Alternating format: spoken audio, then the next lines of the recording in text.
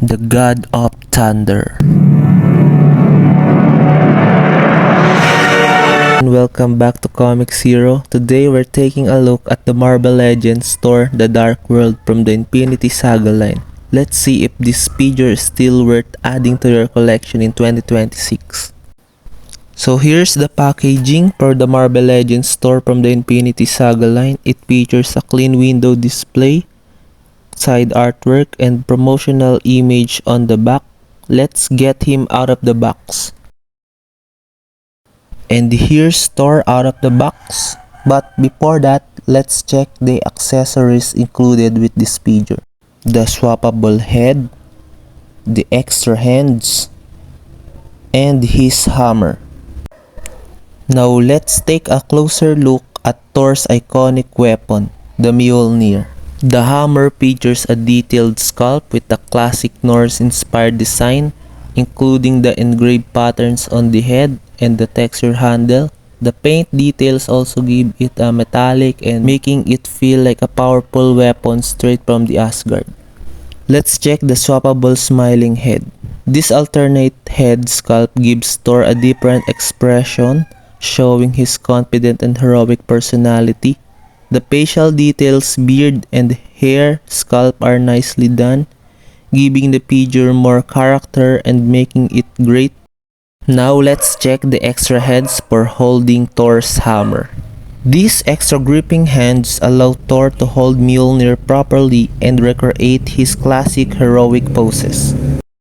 Now let's take a closer look at the figure itself, especially the details. The figure features a well-sculpted muscular physique, detailed armor, and layered texture that capture Thor's warrior look from the Thor: The Dark World. The metallic paint and sculpted details on the armor really makes the figure stand out, and his boots looks awesome too. For articulation, starting with the head, we have a good range of motion for Thor side to side. Thor can look up this much and down. The shoulders have a limited movement, but he have bicep swivel, elbow articulation. I notice is that the arms are lacking some rotation. The range is a bit limited, which can make a certain pose harder to achieve. The plastic cape looks good for display, but the materials feels a bit stiff, especially when doing a ab crunch like this.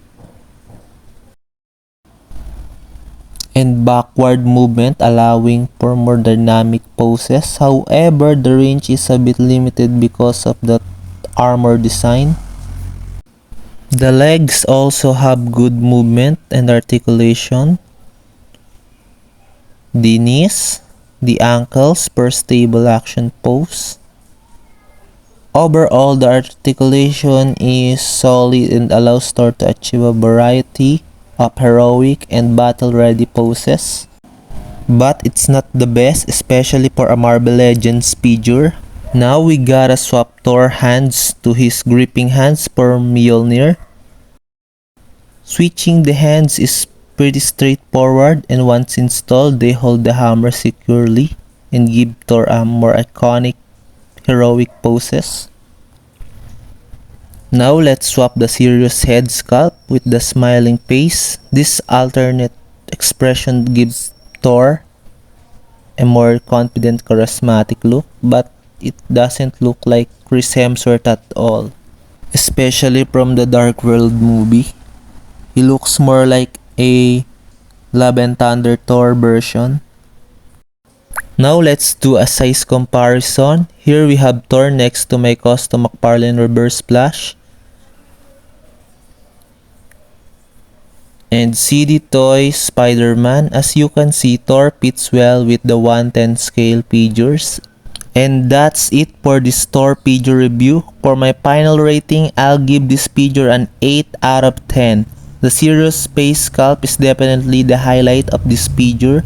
The likeness is really impressive and it captures Chris Hemsworth's look as Thor very well. The body details are also great, especially the armor and overall sculpt. The only downside is the articulation.